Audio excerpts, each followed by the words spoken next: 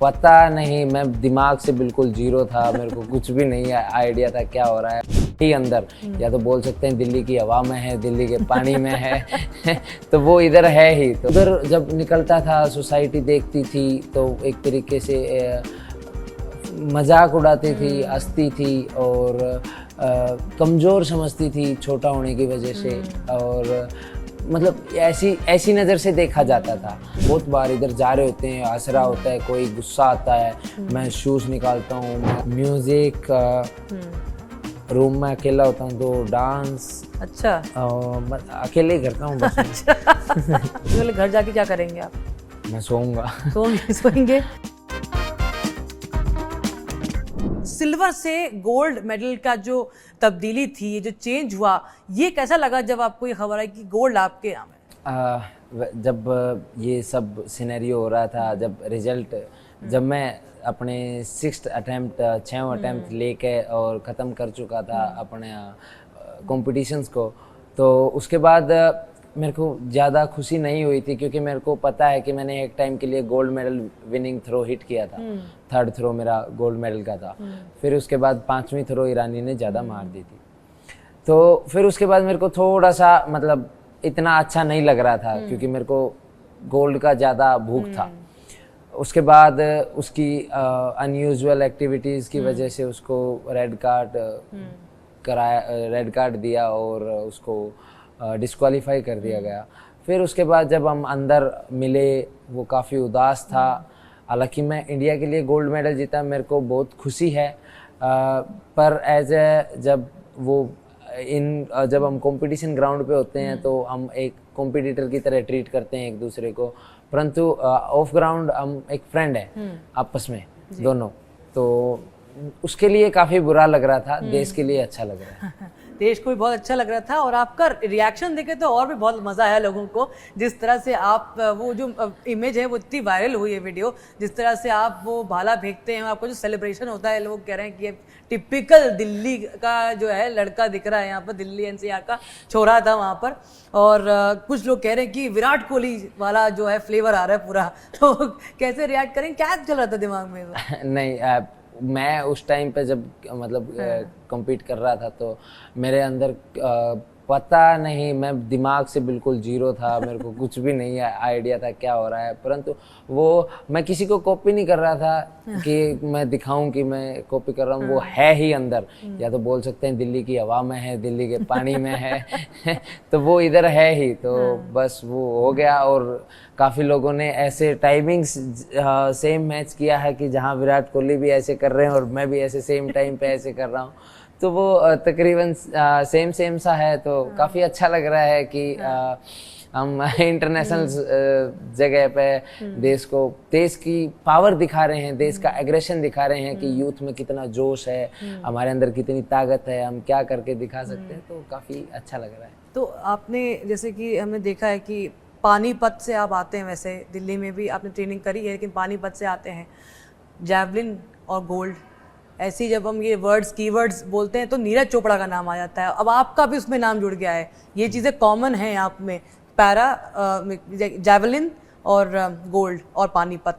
तो ये कैसा लग रहा है कि नीरज चोपड़ा से लोग काफ़ी अभी कंपेयर भी करने लगे हैं? हाँ, कंपैरिजन तो नहीं, मैं ठीक बोलूँगा, क्योंकि उन्होंने 2020 ओलंपिक में जीता था और वर्ल्ड रिकॉर्ड कब किया था। तो काफ़ी मतलब बड़े खिलाड़ी हैं नीरज भाई साहब, तो उनके साथ नाम जुड़ रहा है, तो ये मेरे लिए सौभाग्य की बात है। मैं काफ़ी खुश हूँ कि हालांकि पानीपत के ही 2 लड़के हैं जो बार बार ओलंपिक जा रहे हैं, टोक्यो जा रहे हैं, पेरिस जा रहे हैं और मेडल ला रहे हैं। तो काफ़ी अच्छा लग रहा है पानीपत के लिए कि पानीपत की जो नाम रोशन हो रहा है। या तो लड़ाई के लिए लोगों को पता है कि पानीपत में 3 लड़ाइयाँ हुई हैं, या फिर 2 व्यक्ति वहाँ के भाला फेंक रहे हैं, तो काफ़ी अच्छा लग रहा है। और आपने टोक्यो की बात करी, तो उस वक्त आपका 4th फिनिश हुआ था, एशियन पैरा गेम्स में भी हुआ था जी। तो ये कहाँ से आपने हिम्मत उठाई कि नहीं अब तो मुझे इस रिकॉर्ड से भी आगे जाना है? गलती हुई थी, मतलब उन पे मिस्टेक्स हुई थी, उनको एनालाइज किया, उनको दोबारा रिवाइंड किया, रीड किया, फील किया, और उसके बाद कैसे ठीक करें उन चीज़ों पे काम किया। उन चीज़ों पे काम करने के बाद जो रिजल्ट आया तो काफ़ी अच्छा है, सुनहरा रिजल्ट है। हाँ बिल्कुल। और you know viewers, in Paralympics you know there are several challenges to the body for every athlete. With Navdeep it's been dwarfism. आपका हाइट जो है वो बचपन से ऐसा ही रहा है, छोटा ही है, ग्रोथ नहीं हुई फिजिकली। तो आपका बचपन कैसे रहा है, ज़रा बताइए, क्या कुछ चैलेंजेस आपको फेस करने पड़े हैं? बचपन में रहता था कि क्योंकि गांव के लोग इतने एजुकेटेड नहीं थे, और उसके अलावा गांव के तो छोड़ो, शहर के लोग इतने एजुकेटेड नहीं थे, क्योंकि वो भी इतना मेरे को उनमें कोई डिफरेंस नज़र नहीं आया, क्योंकि बोलते हैं कि ये तो स्ट्रेट माइंड होते हैं ऐसा, पर मेरे को ऐसा कुछ नहीं नज़र आया, बल्कि इधर थोड़ा ज़्यादा रहता था। गांव वाले तो ये भी हैं कि एक ही गांव के हैं, कहीं नहीं जा सकते, तो जानते हैं एक दूसरे को, तो थोड़ा कॉमन हो जाता है। बट इधर ऐसा नहीं था। जब शुरुआत में रहा तो मैं इधर पास में ही रहता था, ज़्यादा दूर नहीं है, जंगपुरा में ही रहता था। तो उधर जब निकलता था, सोसाइटी देखती थी तो एक तरीके से मजाक उड़ाती थी, हंसती थी, और कमज़ोर समझती थी छोटा होने की वजह से, और मतलब ऐसी नज़र से देखा जाता था, मजाक, कमज़ोर और ऐसे। बट मेरे अंदर पता था कि क्या है, काबिलियत क्या है, मैं क्या कर सकता हूँ, क्या हो सकता है, और भविष्य में मैं कितनी ताकत रखता हूँ।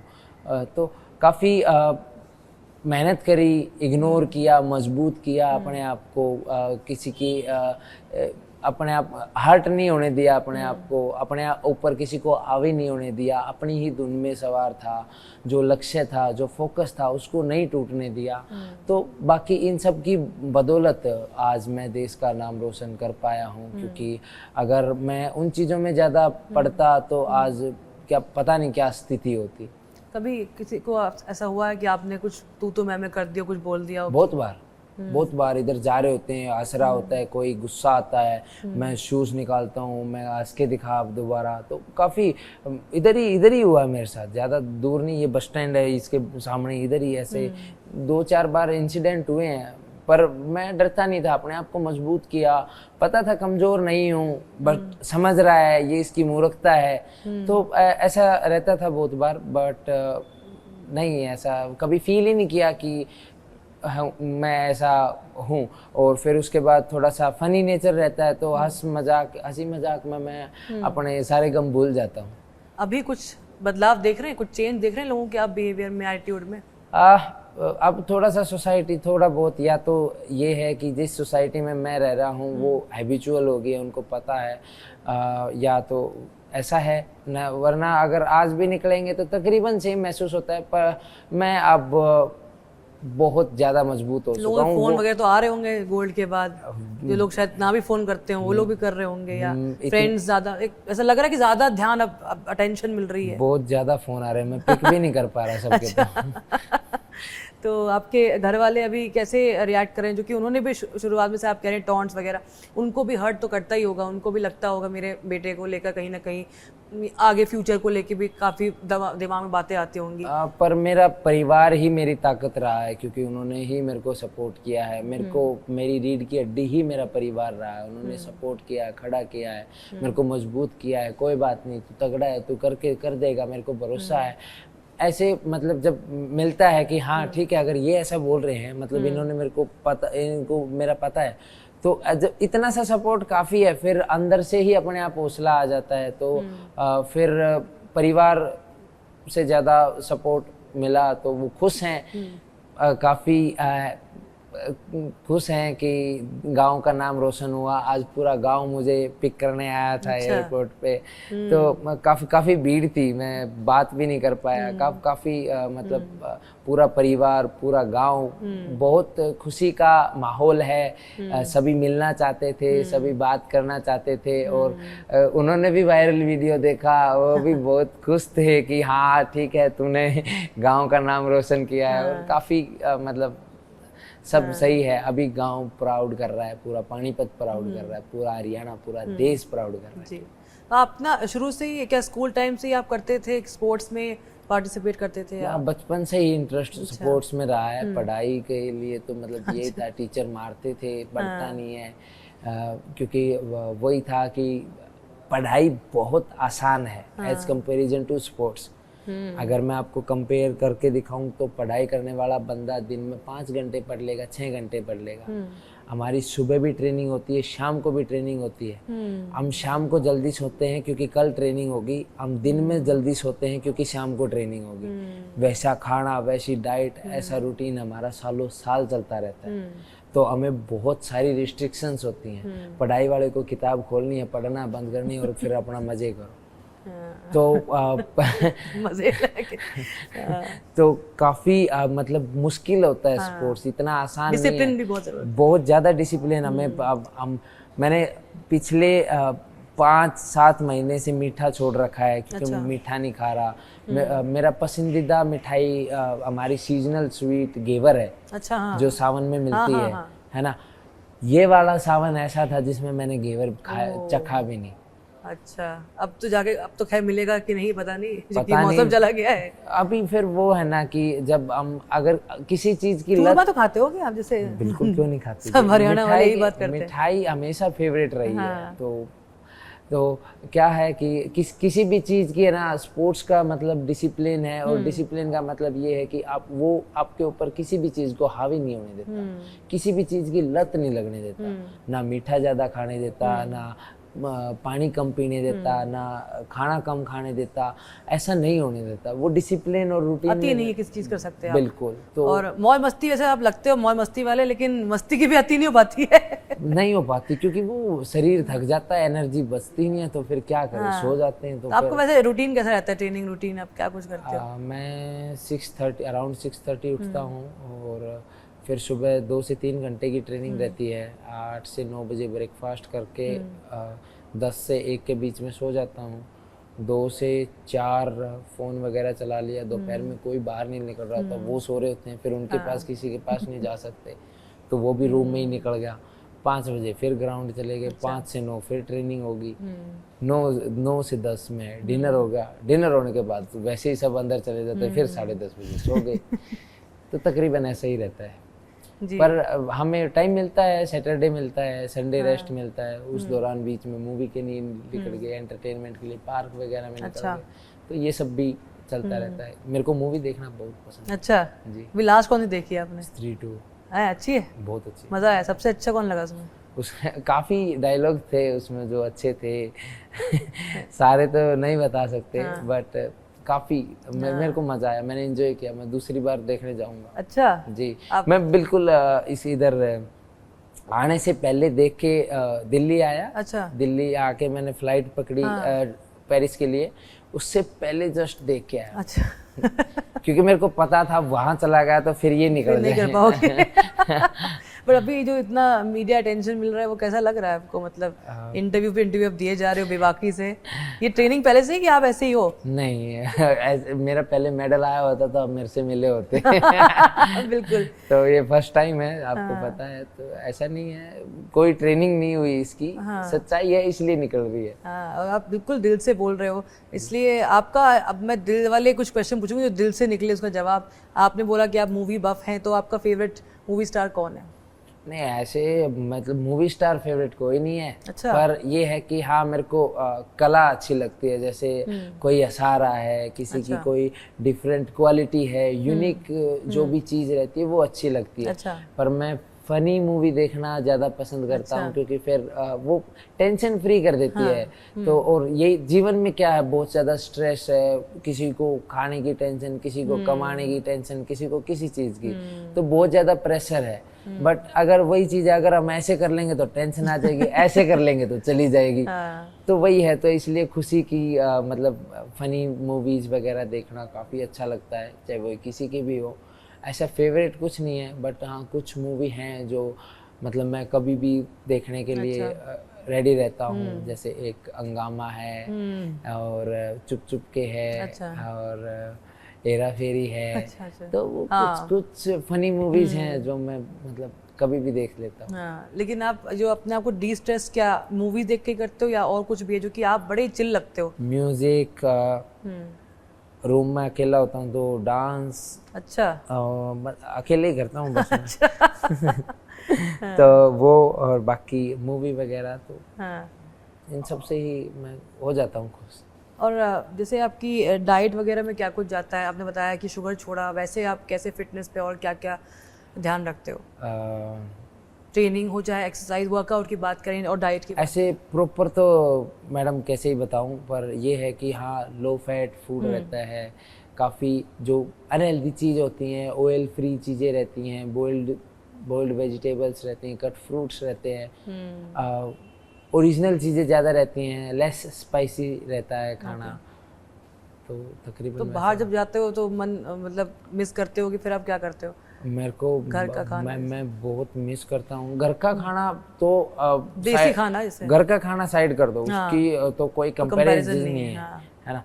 तो उसके अलावा मैं लेस स्पाइसी और बाकी वो सब खाना प्रेफर करता हूँ। पेरिस में क्या खा रहे थे आप? पेरिस में तो शुरुआत में तो खाया उनका खाना, वो फिर नहीं, क्योंकि नहीं है आदत वो खाने की, तो बाद में इंडियन याद आया सारी चीजें। तो फिर मैंने बोला और अपना स्पोर्टिंग स्टाफ को कि इंडियन अरेंज करो, तो उन्होंने बाहर से इंडियन अरेंज किया और तो हम इंडियन खाना खा रहे थे। ऐसा क्या था नवदीप जो आपने किसी एथलीट को देखा कि मुझे जो है इसको कंपटीशन में आगे जाना है, मुझे देश के लिए खेलना है, ये फीलिंग्स कब आई आपके? जब मैंने एक बार है ना, मैं एक सर ने मेरे को मिलवाया था बोल के कि ये है ना अर्जुन अवार्डी है। अच्छा। ऐसे बोल के। अच्छा। तो मैंने देखा उनका बहुत रोब रुतबा था, तो उन्होंने अच्छा ब्लेजर पहना था, अच्छा गेटअप था, मैं अच्छे से मिला तो मेरे को लगा कि यार काफ़ी अच्छी चीज़ है। तो उस टाइम पे मैंने टारगेट रखा था कि मेरे को अर्जुन अवार्डी बनना है। अच्छा। उस टाइम पे इंटरनेशनल मेरे को पता नहीं था इंटरनेशनल क्या होता है, पता नहीं था क्या, बस मेरे को लग रहा था ये बनना है। अच्छा। तो जब धीरे धीरे स्पोर्ट्स में घुसे और सारी चीज़ें पता लगी और सारी चीज़ें हुआ कि हाँ ऐसे ऐसे प्रोसेस होता है। और अर्जुन अवार्ड तो तब मिलता है जब आप कंटिन्यू 5 साल में अच्छा कर रहे हो या 3 से 4 साल अच्छा कर रहे हो। तो उसके बाद फिर जब मैंने टारगेट इतना बड़ा रख लिया था तो फिर इंटरनेशनल होना तो मेरे लिए बहुत छोटी बात हो गई थी। तो आई थिंक अब वो सपना पूरा हो जाएगा। तो वो सपना पूरा होने वाला है, हमें भी यही उम्मीद रहेगी। लेकिन आप आगे यहाँ से जैसे हम देख रहे हैं कि आपने पैरालंपिक में गोल्ड जीत लिया है, उसके बाद क्या होता है कि ज़्यादा एक्सपेक्टेशन बढ़ जाती हैं। अब हर जो भी टूर्नामेंट आएगा उसमें आपको लेकर यही रहेगा कि ये क्या करेंगे, क्या ये मेडल लाएंगे नहीं लाएंगे, सिल्वर ले आया, अच्छा ये ऊपर नीचे हो गया। जैसे आपने देखा है नीरज चोपड़ा साथ पे कितनी एक्सपेक्टेशंस रही हैं, तो वो कैसे हैंडल करेंगे आप? देखो खेल में उतार चढ़ाव होते रहते हैं और ये परफेक्ट एग्जांपल मतलब अभी हुआ है कि नीरज भाई साहब पहले गोल्ड लेके आए थे, अभी सिल्वर लेके आए हैं। तो खेल में उतार चढ़ाव होते रहते हैं और जीवन में भी उतार चढ़ाव होते रहते हैं। उन चीज़ों को हैंडल हम स्ट्रेस फ्री रह के कर सकते हैं जब हम इन चीज़ों के बारे में ज़्यादा नहीं सोचेंगे। जनता प्रेशर देगी, बेसिक सी चीज़ है कि आप उस प्रेशर को कैसे हैंडल कर पाते हो। प्रेशर मेरे पास भी इस बार था क्योंकि मैं 3 बार फोर्थ हो चुका था, दुनिया बोल रही थी कि चौथी बार भी फोर्थ ही होगा, पर इस बार मैं ऐसा सोच के नहीं गया था। मैं इस बार किसी और के लिए नहीं, अपने और भारत के लिए खेलने गया था। तो इस बार मेरे को उम्मीद ज़्यादा थी और काफ़ी इजी और रिलैक्स में इस बार खेल पाया क्योंकि काफ़ी अच्छा रहा था इस बार। आपने इतना फोकस की बात करी है, अपने लोगों जो बोलते हैं उस नॉइस को शट आउट करने की बात करी, जिस तरह से आप कर रहे हैं, ये कहीं आपने इसके लिए कुछ पढ़ा है या कुछ आप पढ़ते हैं, कोई ऐसी चीज़ है या कोई आपका मेंटोर है, कोई गुरु है, कुछ है जो आपको ये चीज़ें कहीं ना कहीं से हमने सीखी हैं कि क्या है? मैडम ठोकर खा के सीखी हैं। अच्छा। क्योंकि जो मैं पीछे जो अच्छा नहीं कर रहा था उसको खुद को एनालाइज किया कि मेरे अंदर क्या कमी है, मैं कैसे क्यों नहीं कर पा रहा हूँ। उसमें मेरे को लगा कि डिस्ट्रैक्शन बहुत ज़्यादा है, मन में चंचलता बहुत ज़्यादा है, उछाल आ रहा है, कैसे ठीक किया जाए। मेडिटेशन करो, शांत रहो, अपने आप को ज़्यादा अग्रेसिव मत रखो, अच्छा। तो वही सारी चीज़ें काम आई। अब जेवलिन फेंकने से पहले मैं एग्रेसिव नहीं था, हाँ फेंकने के बाद बात सारा निकाल दी। मेरे को दिखाना था हाँ कि हाँ मैं ताकतवर हूँ, मैं काबिल हूँ, मैं कर सकता हूँ, मेरे अंदर हौसला है, जज्बा है, मैं इंडिया से खाली हाथ नहीं जाऊँगा, मैं इंडिया से यूं ही नहीं आया हूँ, मैं मेहनत करके आया हूँ। तो वो सारा एग्रेशन वो सब शो कर रहा था, दिखा रहा था कि इंडिया में भी पावर है, इंडिया में भी दम है। अब आपकी बात हुई घर पे, कैसा रिएक्शन था उनका जब आप जीते, तो क्या बात हुई? मैं मिला, मम्मी से मिला, मैं भाई से मिला, पूरे गांव वालों से मिला, हर जगह खुशी का उत्साह, सबको उत्साह है, सब खुश हैं, बहुत खुश हैं, मेडल को देख के खुश हैं कि उनका गांव का बेटा, गांव का लड़का मेडल लेके आया है। और अब सबको यही होगा कि नवदीप उस गांव का है। पहले बताना पड़ रहा था कि बुआना लाखों का नवदीप है, अब नवदीप बुआना लाखों से है। अच्छा। तो ऐसा रहेगा तो गांव को भी प्राउड फील होगा और सब अच्छा होगा। और आपका तो स्टेट का बड़ा एक ट्रेडिशन है स्पोर्ट्स में, रेसलिंग है, रेसलर्स बॉक्सर्स वगैरह काफी ज्यादा आते हैं। इस बार हमने शूटर्स भी देखे हैं जी। और आप जैवलिन में भी देख रहे हैं, तो आपको क्या लग रहा है इतना और सिर्फ हरियाणा में तो कल्चर रहा है मुझे लगता है, बट ऐसा क्या है कल्चर में जो आपको लगता है कि बहुत पुश मिलता है, एक एनवायरनमेंट बना हुआ है वहाँ पर? और हमारे जो मतलब पूर्वज थे उन्होंने इतना गेम कर लिया है कि अब जीन में गेम आ गया। अच्छा। तो अब तकरीबन ये है कि बच्चा भी उठता है ना तो उसको अखाड़े में भेज देते हैं, वो सुबह सुबह दौड़ मार के आता है, अपनी सेहत अच्छी रखता है, तो इतना बेसिक्स भी करता रहता है ना, तो उसके अंदर इनबिल्ड स्ट्रेंथ है। वो जब थोड़ा सा और प्रोफेशनल जब स्पोर्ट्स में घुस जाता है तो अच्छा कर लेता है। और फिर धीरे धीरे मतलब फिर उनके अंदर डेडिकेशन, लगन एक अलग ही लेवल का है, वो अलग ही लेवल के फोकस्ड हैं अपने गेम को लेकर, अपने करियर को लेकर, अपनी ज़िंदगी को लेकर। तो मेरे को नहीं लगता कि वो जो हरियाणा जो कर रहा है खेल में, वो पॉलिसीज या जो भी है, जो भी उसका रीज़न है, जो भी सपोर्ट है, क्योंकि हर गांव में कोई ना कोई पहलवान आपको मिलेगा, हर गांव में कोई ना कोई बॉक्सर आपको मिलेगा, खेल से जुड़ा कोई ना कोई गांव हरियाणा में जरूर ही मिलेगा। क्योंकि हरियाणा या तो अच्छा खाना, शुद्ध देसी खाना और या फिर खेलना, इन दो चीज़ों के लिए जाना जाता है। जब उसकी पहचान ही वो है तो वो कैसे उसको छोड़ सकता है। और भारत की पहचान पैरा स्पोर्ट्स में बनती जा रही है। हम देख रहे हैं किस तरह से पैरा स्पोर्ट्स पे इनफैक्ट बहुत बीच में बातें हुई कि देखिए बहुत बजट मिलता है एबल बॉडी वाले स्पोर्ट्स में, उसमें 6 मेडल आए, पिछली बार 7 आए थे, वो भी अपने आप में ऐतिहासिक था। लेकिन एक कंपैरिजन होता है, अब वो फेयर कितना अलग बात है, एक अलग डिबेट है वो। लेकिन पैरा स्पोर्ट्स में हमने पिछले बार और इस बार हमने अलग ही एक मुकाम हासिल किया, 19 और अब 29, उससे पहले सिंगल डिजिट होता था ऑलमोस्ट। ये आपको क्या लगता है, क्या कुछ फैक्टर्स हुए हैं जो कि आप तमाम कॉम्पिटिशन में भाग ले रहे हैं, ये क्या फैक्टर्स है जो पुश किया है इस बार?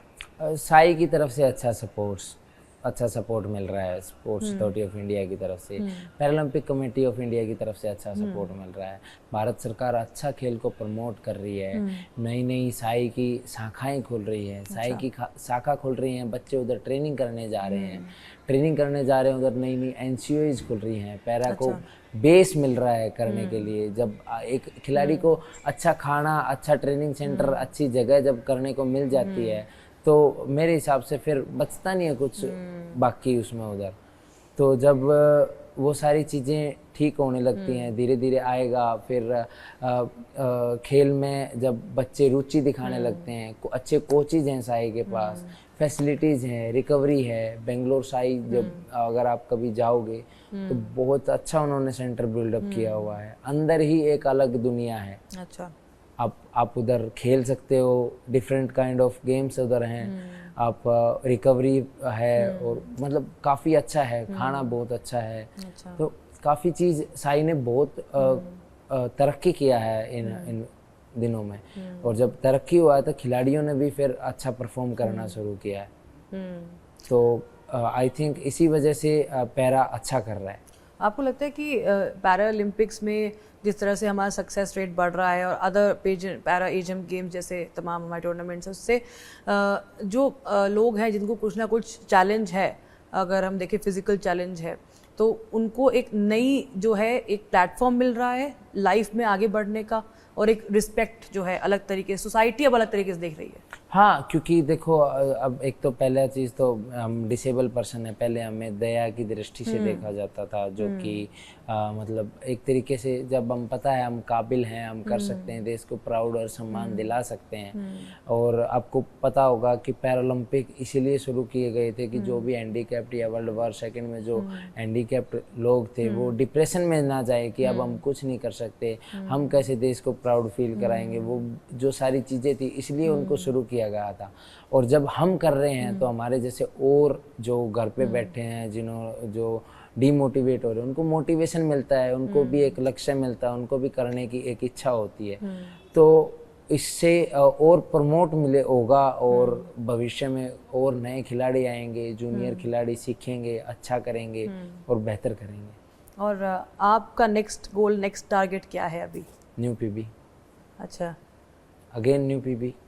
और आप मतलब पूरा मतलब कोई प्लान है उसके लिए, स्ट्रैटेजी, या मतलब क्या करेंगे? अभी तो क्योंकि हमने रिसेंटली अपना प्लान ख़त्म किया है, तो अभी ब्रेक है। नेक्स्ट प्लान अभी थोड़ा टाइम बाद शुरू होगा। अच्छा। मैंने पूछा भी था कोच नेक्स्ट कब, कोच ने बोला कि 2 महीने मेरे से बात मत करना। अच्छा। तो फिर मेरे को अच्छा जवाब मिल गया था, तो फिर मैं समझ गया था ठीक है, तो बोले ठीक है। सबसे पहले घर जाके क्या करेंगे आप? मैं सोऊंगा। सोएंगे? हाँ, क्योंकि मतलब वही है, मैं रूटीन अपना ब्रेक करूंगा। मैं वो रूटीन को कंटिन्यू नहीं करूंगा, क्योंकि दोबारा उस रूटीन को जो सेट करने में जो ट्विस्ट है, जो मजा आता है, मतलब तो वो एक अलग ही चीज है। और घर का खाना आप मम्मी को बोल चुके हैं कि क्या खा के बना के रखना है? नहीं, मेरे को सिंपल खाना ज्यादा पसंद है, कि मैं सिंपल खाना खाऊं। अच्छा। क्योंकि सिंपलिसिटी ज्यादा पसंद है। अच्छा। खुद भी सिंपल ज्यादा ही रहता हूँ, तो इसलिए वो ही चीजें अच्छी लगती हैं। तो ज्यादा ऐसा कुछ डिमांड्स नहीं रहती, सिंपल रोटी, कोई एक सब्जी, अचार, चटनी भी चलेगी, और लस्सी, इसके साथ खाना खाऊंगा, बस आत्मा खुश होगी मेरी। तृप्त हो जाएगी पूरी। बिल्कुल। तो अगले पैरालंपिक के लिए प्लान अभी? बिल्कुल। गोल्ड तो आ गया, आप गोल्ड और गोल्ड? बिल्कुल प्रयास रहेगा, और बिल्कुल अच्छा करेंगे। और टारगेट भी अगला ओलंपिक लॉस एंजलिस वाला ही रहेगा, और अच्छा, बेहतर और बहुत अच्छा करने का प्रयास करेंगे। क्योंकि अभी और भूख है, जब सुमित 2 गोल्ड मेडल ला सकता है, मेरा साथी है, और तो मैं भी करूँगा। और फाइनली आप क्या मैसेज देंगे देशवासियों को और एथलीट्स को, पैरा एथलीट्स को? मैं पहले तो धन्यवाद बोलूँगा कि आपने क्रिकेट से हटके इस बार पैरा को सपोर्ट किया, ओलंपिक को सपोर्ट किया, और अभी पैरा को आपने जियो सिनेमा पे देखा, और आपने देखा, सपोर्ट किया, और हमने अच्छा परफॉर्म किया। और हम टारगेट लेके गए थे, बोल के गए थे कि हम इस बार, पिछली बार 19 मेडल लेके आए थे, इस बार 25 लेके आएंगे, और इस बार हम 29 मेडल लेके आए हैं। तो काफ़ी अच्छा लग रहा है टारगेट अचीव करके। हमने इसको टारगेट को एज ए चैलेंज एक्सेप्ट किया था, और काफ़ी मज़ा आया, काफ़ी अच्छी जर्नी रही इसको चेज करने में। तो और मैं मैसेज ये देना चाहूँगा कि हम जब मन से, लगन से जब एफर्ट करते हैं, और जब हमारा फोकस एक ही जगह पे रहता है, हमारा फोकस जब हमारे लक्ष्य से जब नहीं हटता है, तो आपका जो रिजल्ट रहेगा वो अच्छा रहेगा। जब आप अपने आप को डिस्ट्रैक्ट नहीं करते हैं, जब आप अपने आप को सिर्फ मेहनत की तरफ जब अपने आप को देखेंगे, आप बिलीव करेंगे अपने ऊपर, अपने साथी के ऊपर, अपने स्टाफ के ऊपर, अपने कोच के ऊपर, फैमिली के ऊपर, तो वो सारी चीज़ें आपको पॉजिटिवनेस में ले जाके और आपको अच्छा करने पे, अच्छा करने के लिए आपके अंदर ऑटोमेटिकली एक शक्ति दे देंगे, और वो शक्ति आपको मदद करेगी जीतने में। बिल्कुल, और आपको हम यही उम्मीद करेंगे शक्ति आपकी बनी रहे, और ऐसी शक्ति तमाम हमारे और एथलीट्स को मिले, पैरा एथलीट्स सबको मिले। बहुत बहुत शुक्रिया हमारे साथ बातचीत करने के लिए। बिल्कुल दिल से आपने बात करी, बेबाकी से बात करी, और उम्मीद है कि आप ये जो जिंदा दिली है वो उसको जिंदा रखेंगे बड़े लंबे वक्त तक। जी, थैंक यू सो मच। धन्यवाद। Thank you so much.